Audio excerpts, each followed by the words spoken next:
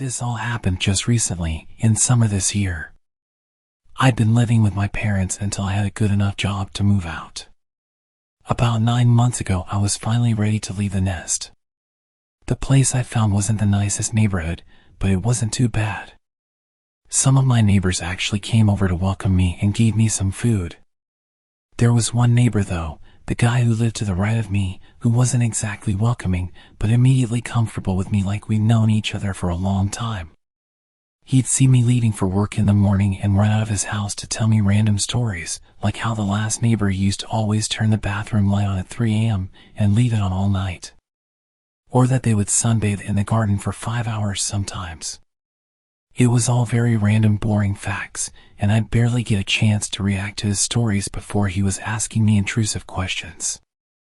Like, why did you leave for 83 minutes last night? It's worth noting that his voice was a bit odd. He spoke with a very particular inflection every time he'd say something. Like an enthusiastic nerd, if that makes sense. Sometimes it made his statements sound like accusations, and sometimes it made them sound like questions, but my response to his comments were never really met with conversation. I would kind of laugh it off and just give him a short answer, like, I had to grab some groceries for tomorrow. But he'd be really quick to interrupt and remind me that the last neighbor never took 83 minutes to grab groceries. And he'd say it with an almost accusatory tone. Like what I was saying was ridiculous. I assumed he was just a bit odd, and didn't call him out on his intrusive questions too much. This continued for weeks. He either ran out to come and question me about my day-to-day activity, or he'd come knocking at random hours to tell me facts about my life. He would tell me that he noticed that I left at 8:33 this morning, instead of the usual 8:26. I had different ways of reacting to this, sometimes thanking him for letting me know, sometimes being rather dismissive, but always friendly. He was never interested in any other kind of conversation. He'd tell me his observations and then leave. The months went by, and his behavior continued. Almost every day he'd stop me in the morning, or come knocking to tell me something about his observations. He seemed harmless, so I just let him do his thing.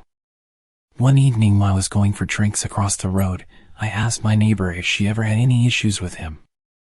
She paused almost immediately and looked at me with a serious expression. What happened? She seemed really worried when she asked me. I explained to her that he would approach me constantly to tell me that he'd seen me turning on specific lights in the house at night, or that he'd point out changes in my usual routine. Nothing terrifying, but still creepy. At this point, she turned the music off and put her glass down. You need to be careful around him. She seemed disturbed, like I triggered a repressed memory. The people who lived in that house before you were so sweet. I can't prove it, but I know that they're gone because of him. Gone? What did she mean gone? I pushed her to tell me more, but she apologized and turned the music back on and changed the subject, ending the conversation. She did stop at one point to just make sure I locked my doors and not to invite him in at any point. That night, as I made my way back home, I watched his house closely as I crossed the road. It was noticeably dark. I never really paid it much attention, but I don't think I ever saw his lights on after dark. Whereas every other house on the street had at least a few lights in different rooms. I got to my door and paused. I looked towards his house one more time.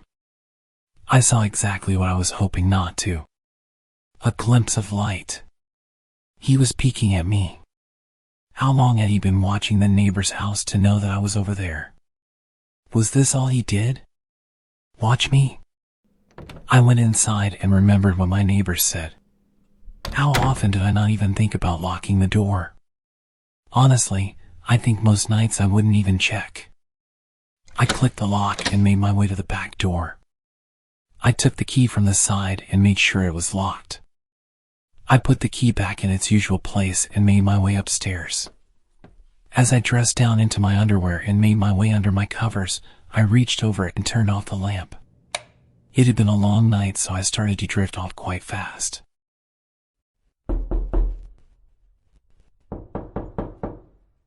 Did I hear that? Was that knocking?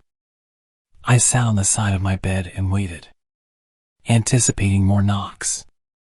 About a minute passed and I didn't hear any more knocking, so I assumed I just dreamt it as I was half asleep. I lay back onto my bed and closed my eyes once again.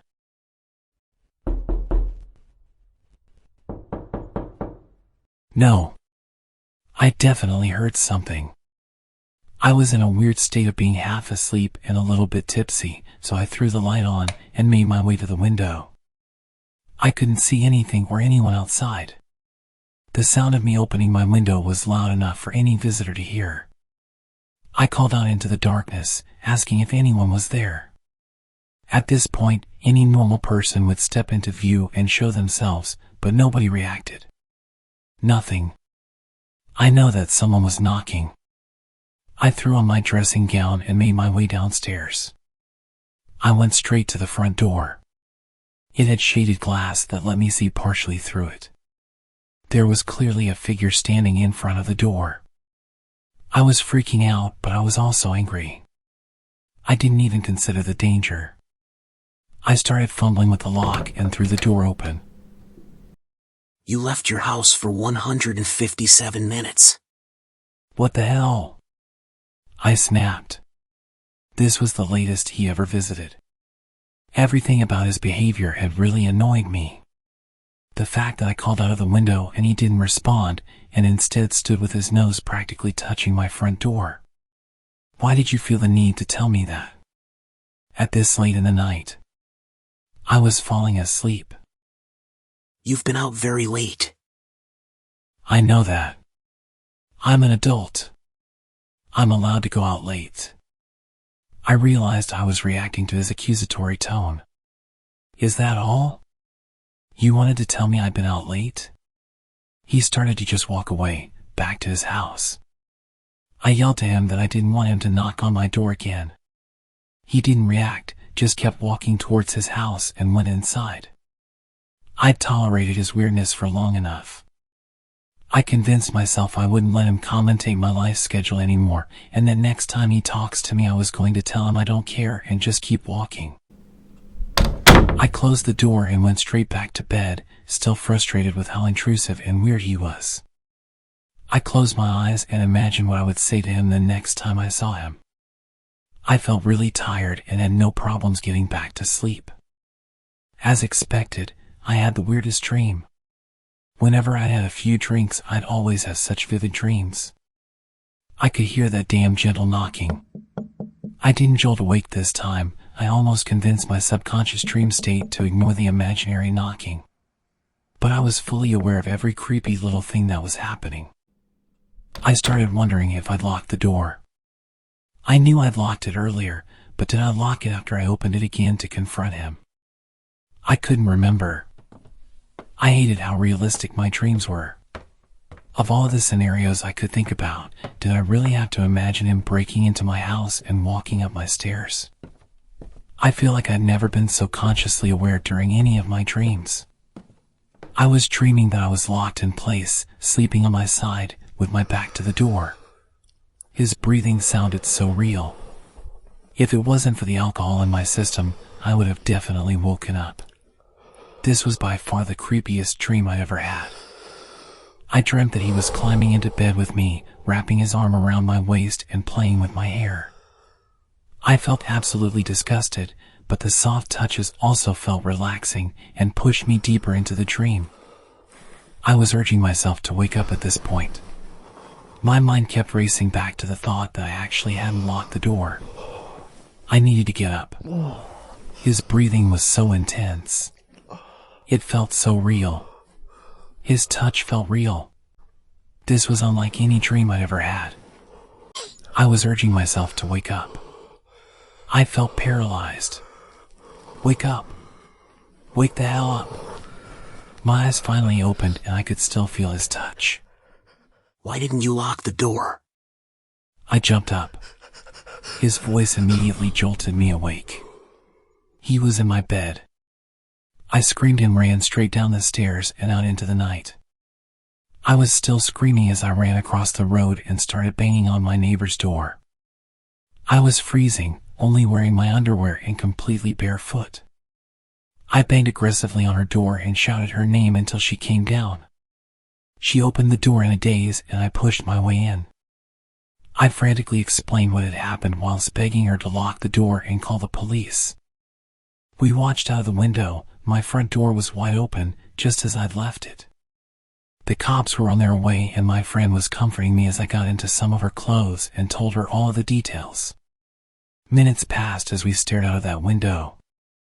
My friend asked if I was sure he was there and it wasn't just a bad dream. I started to doubt myself when we didn't see him leaving. I wasn't the sensitive type. I wouldn't make up that whole scenario out of fear. I had a vivid memory of him lying in bed with me and touching me and talking to me. It was real. I know it was.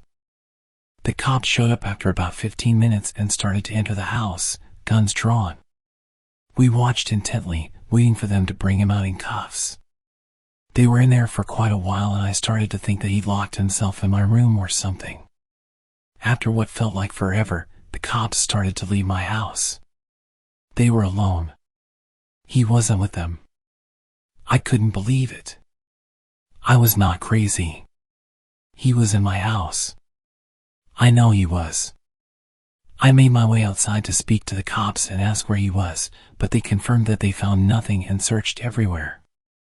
I frantically told them that I was not going back into that house with him still in there. That's when the worst thing that could have happened. He walked out of his house. He stood there, just watching. I was freaking out, demanding that they arrest him and insisting that he was in my house. His expression didn't change, he didn't even flinch. He just turned and walked back inside. Yes, I was drunk and I was pretty emotional at this point, but I couldn't believe that they didn't listen to me. They told me that they'd searched the entire place and there was no intruder. They said that the person who I claimed was an intruder was clearly in their own home, so I should just go inside and get some sleep. There were no signs of forced entry and no damage or evidence of an intruder, so there was nothing they could do. After a while of me practically begging them to at least go and interview him, one officer did go over and speak to him, but it seemed like a very short conversation. He confirmed that he did come over initially to check on me, as I looked drunk, but then went straight home. I was furious, but also terrified. I eventually went back inside and searched the house for any evidence that he was there. I was almost starting to doubt myself, until I checked the back door. It was unlocked, and the key was still in the door. I never left the key in the door, ever. He'd left through the back whilst I was hiding across the street. He'd been in my house and there was nothing I could do about it. I made my way upstairs after properly locking every door. The sick freak had made my bed. It was perfectly tidy and the covers and pillows were placed perfectly. He didn't even rush out after I woke up. He just tidied my bed and then left through the back door. I climbed in and tried to fall asleep, but there was an overwhelming musky smell. His unwashed body had tainted my covers and his odor lingered all over my room. It took me hours to replace all of my bedding and finally get to sleep. The next morning I couldn't shake the feeling of being violated, but I also doubted the whole night.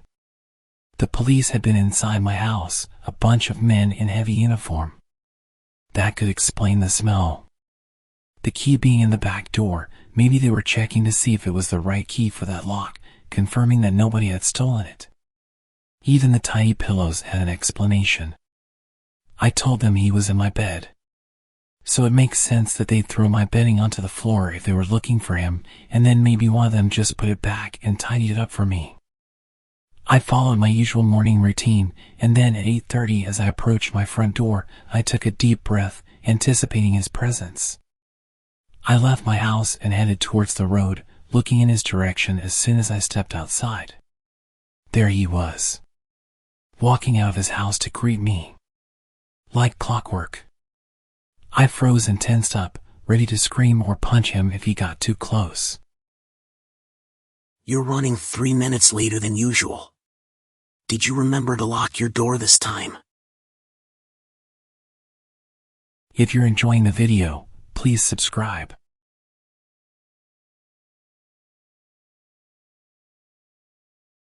When I was 12, we had this neighbor. She was an elderly woman, but she was surprisingly active. We'd always see her around, carrying weeks' worth of groceries up the hill like it was no big deal. She was outside doing her gardening almost every day. She was a tough old lady. The unfortunate thing was that she was the opposite of friendly. If you said hello to her, she'd tell you to run into the road. She hated people and was a very bad neighbor. She would complain about every little thing and show up late at night to tell you that you're too loud and threaten to call the cops. Our family got into quite a few arguments with her. Whenever she would come over to complain, she would aggressively insult all of us. My parents got sick of this and just started insulting her back, telling her she was old and miserable and she would die alone. I didn't like it, but I figured it was just adults letting off some steam. I'm sure I even caught her smiling on her way back home after shouting with my parents. She had quite a reputation around town for being a witch. There were all sorts of rumors about her being hundreds of years old and having the stamina and strength of a 20-year-old man. They were not wrong about that. People would say that they'd seen her performing rituals through her window and that she kidnapped children and ate them. It was all silly stuff, but at the time I found it fun to believe. Anyway, the real scary part happened when I was home alone playing on my Nintendo. I could hear an odd sound outside my window, like an animal scratching at a door. I paused my game and went to check it out. I couldn't believe my eyes when I saw it. She was in our backyard, clawing at a window with a screwdriver, trying to get into the house. I opened the window and told her that I'd called the cops. She didn't hesitate to run back home. It was still so strange seeing this old woman running back at such speed. I actually did call the cops and told them what had happened. They told me they were on the way over and that I should go upstairs and lock myself in the bathroom. Within a few minutes I could smell something that made me panic. It was smoke. I immediately assumed she'd set the house on fire. I ran to open the bathroom window and that's when I realized what had happened. The smoke wasn't coming from my house. It was coming from next door. For whatever reason, her house had set on fire and she was still inside. Before the fire department could arrive, the whole place had gone up in flames. They announced that she died in that fire and we even went to her funeral. There weren't many people there. The last scary thing about all of this was that it only fueled the stories about her being a witch, and that after I caught her trying to kidnap me, she had to burn it all down and move elsewhere to conceal her identity. I don't know what to believe, but I do enjoy telling this story every Halloween. Please leave a comment and like the video. It means a lot. My neighbor is very weird. He never waves and has a permanent sneer on his face. When we moved in, we were told that he was on a certain bad list and that we should call the cops if we see him with kids. One day, he randomly knocked on our door. I'd never spoken to him before, and without even introducing himself properly, he proceeds to launch into his explanation of the reason that he's on the registry. Basically, he claims that he accidentally hurt some kid in a locker room while they both happened to not be wearing any clothes. He says it was plain old vanilla assault where both parties just happened to be in their birthday suits. He repeated multiple times that he is absolutely not into children. Then he left without even letting me talk. That was literally my first introduction to him. Other than the notification about him when we first arrived. And that wasn't even the creepiest thing about him. At some point, he started building a sign in front of his house. Not like a little poster. It's professionally printed on metal and mounted on two huge posts, like the ones you see outside a store or along the highway. The sign is a picture of a puppy and a long rambling story about how someone ran over his dog on this road 10 years ago. But it's written in a way where he seems to accuse the neighborhood of murdering his dog. Next to this sign, covering his entire fence, is an enormous banner saying, "We miss you." I don't know why it says that, since he lives alone. And finally, an even larger picture of the puppy, which isn't necessary, because directly in front of the banner, sitting on a folding card table, is the actual puppy. He must have had the dog stuffed when it was ran over. I could see from my window that he would hide behind his fence for literally hours, peeking at the puppy on the table as if he were waiting for someone to mess with it. He did this for days, until finally bringing the stuffed animal inside. The puppy and the banner disappeared, but the metal sign was permanent. It stayed up for years, until a storm ripped it down. I always wondered what he does with the dog. Did it stay in a closet, or does he keep it out in his house? Well, one day I got my answer. I have a friend who does construction, and funnily enough, he was hired by the creepy neighbor to build a shed. Without even asking, he tells me that the guy keeps an ugly stuffed puppy in the living room like a piece of furniture, and then he talks to it constantly. There were plenty of other creepy things, but the big puppy shrine was the most notable. I never did see him with any children, but I'm constantly on the lookout.